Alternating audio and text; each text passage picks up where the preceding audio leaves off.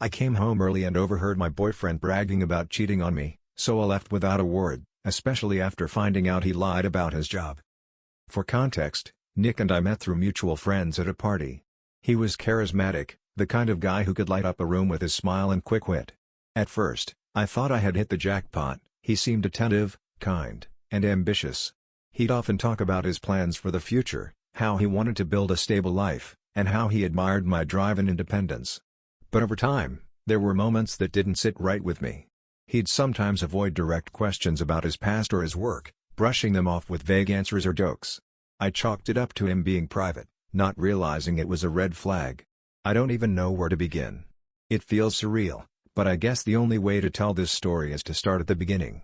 It happened on a random Tuesday evening. I had finished my shift at work earlier than expected, and instead of texting my boyfriend, Nick, to let him know I was coming home, I decided to surprise him. We'd been together for 2 years. He'd always seemed charming, confident, and supportive. At least, that's what I thought.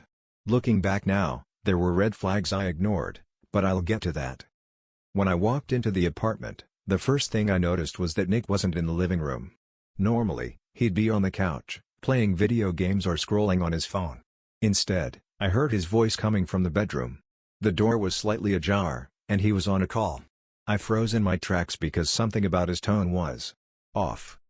It wasn't the usual laid-back, friendly voice he used when talking to his friends. No, this was colder, calculating, almost like he was trying to be someone else entirely. I leaned against the wall, trying to steady my breathing, unsure of whether to move forward or retreat. My mind raced with confusion and dread, but my feet were glued to the floor. I crept closer to the door, my pulse pounding in my ears. His words were muffled at first, but they became clearer as I got closer. "Yeah, man, she has no clue," he said, laughing, his voice too loud for the quiet of the apartment. "I've been seeing Claire for months now. She thinks I'm working late when I'm actually with her." My heart dropped into my stomach. Claire? My mind went into overdrive, replaying every moment I had spent with him, wondering how I had missed something so obvious. But I couldn't move. I couldn't even think straight. He continued, oblivious to my presence, his voice dripping with arrogance. "She's so gullible. I just tell her I'm stuck at the office or picking up an extra shift, and she buys it every time. Honestly, it's too easy." The words felt like daggers. My chest tightened as though the air had been sucked out of the room. I wanted to run far away from this nightmare, but my feet wouldn't obey. I was trapped in the reality of his betrayal. "Claire's just more fun, you know?" he said, his tone casual, like he was talking about a preference between 2 brands of cereal. "Plus, she's got connections. Did I tell you she's helping me land the job at her dad's company?" The betrayal stung, but the last part made my blood run cold. Not only had he been lying to me, but he was using Claire to climb the ladder of his own success. My mind swirled with disgust. Was I just a stepping stone for him?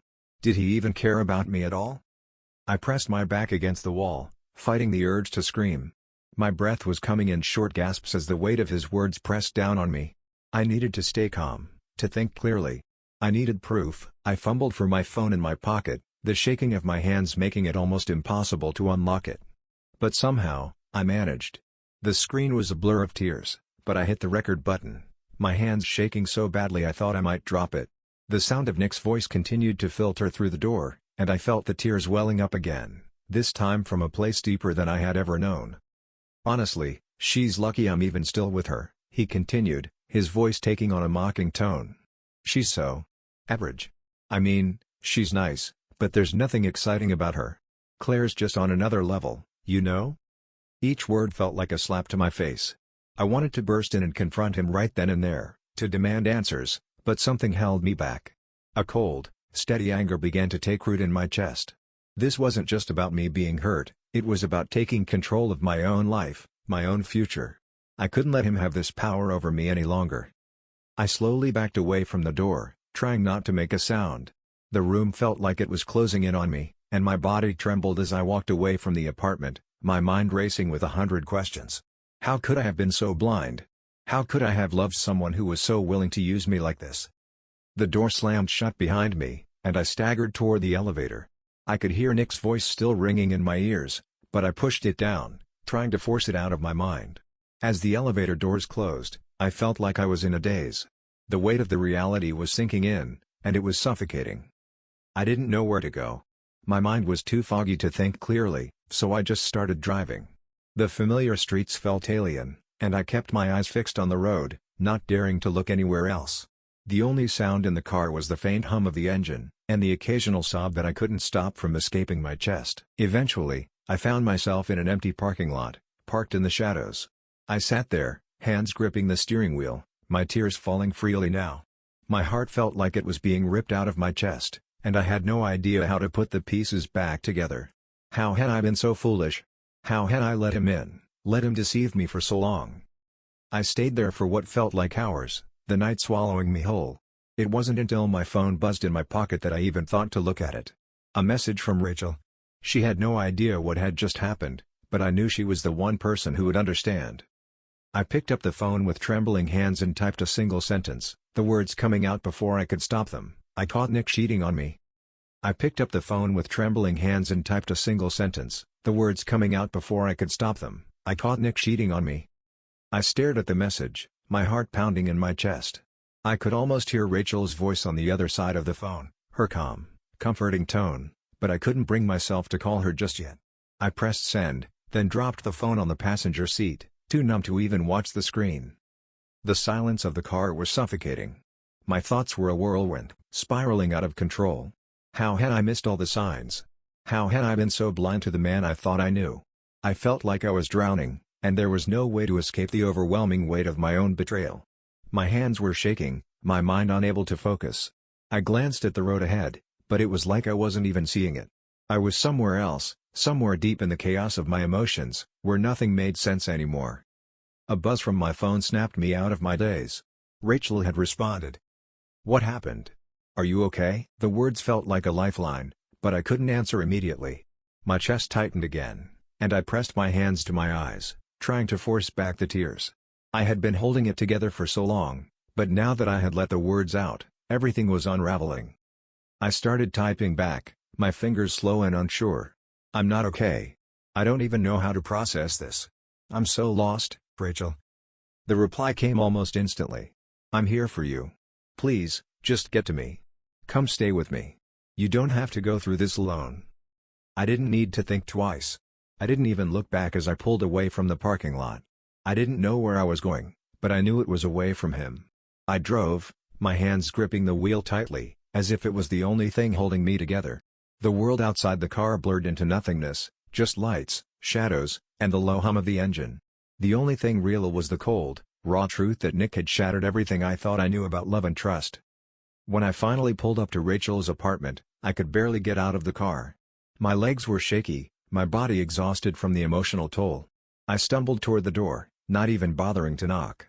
Rachel was already there, her arms open, and the moment I saw her, I collapsed into her embrace. The floodgates opened, and I sobbed uncontrollably, clinging to her like she was the only thing keeping me from falling apart completely. Rachel didn't say anything at first. She didn't need to. She just held me, rubbing my back gently as I let the tears fall. The pain was unbearable, but in her arms, it felt like maybe, just maybe, I wasn't alone. When I finally managed to pull away, my face tear-streaked and swollen, Rachel handed me a glass of water and sat beside me on the couch. Her eyes were filled with concern, but there was a hard edge to them, like she was ready to fight for me, if needed. "Tell me everything," she said softly. I took a shaky breath, trying to steady myself, but the words came in a rush, tumbling out faster than I could process. I didn't expect it. I thought he was the one. But I walked in, and he was on the phone, and, my voice cracked, and I paused to gather myself. He was laughing about it. About how he'd been seeing Claire for months. How I was just average. How he didn't care about me. Rachel's eyes narrowed, her jaw tightening. "That piece of garbage," she muttered, almost to herself, but I heard the venom in her voice. She stood up abruptly, pacing in the small living room. "I swear to God, I'll go over there and—" "No," I interrupted, my voice surprisingly firm despite the tears still running down my face. "I don't need you to do that. I just need to figure out how to move on from this." Rachel stopped pacing, her eyes softening as she looked back at me. "You will. But you don't have to do it alone. I'm here, okay? We'll get through this together." I nodded, but the weight of the words felt heavy. "We'll get through this together." I wasn't sure how, or when, but I knew I couldn't go back to the way things were. I had to rebuild myself from the ground up. And it wasn't going to be easy. That night, I stayed at Rachel's. She insisted on keeping me company, watching mindless TV shows that neither of us cared about, just to fill the silence.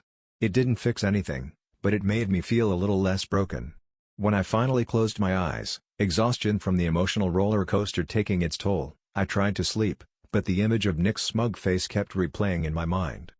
The next morning, the reality of the situation settled in like a stone in my stomach. I couldn't stay in limbo forever. I needed to take control.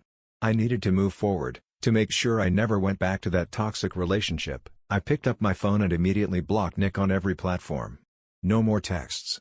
No more calls. No more lies. I didn't owe him any explanation, and I wasn't going to give him the satisfaction of any response. But just as I thought I could breathe again, my phone buzzed. I glanced at it and saw a message from a mutual friend, Lisa. She had sent me a screenshot of a post Nick had made on social media. He was playing the victim, painting me as the villain. The post claimed that I had left him without any warning or explanation. The comments were full of sympathy for him, some people even calling me heartless. A wave of anger surged through me, hot and sharp. How dare he twist the narrative like that? How dare he manipulate everyone into thinking I was the one who was in the wrong? I was tempted to respond, to set the record straight, but Rachel's voice echoed in my mind. "Don't engage. He's not worth your time." And she was right. So, I didn't respond. I let it go. Because in the end, the truth was all that mattered. Days passed, and I threw myself into rebuilding my life. I started therapy to work through the pain, to unpack the years of emotional manipulation that had led me to this point. I took up painting, something I'd always wanted to do but never had the time for. With every brushstroke, I felt a little lighter, a little more like myself again. Then, weeks later, I heard through a mutual acquaintance that Nick's affair with Claire had come to an end. Apparently, Claire's father had found out about their relationship and wasn't happy. Nick didn't get the job he had been banking on, and Claire broke things off shortly after.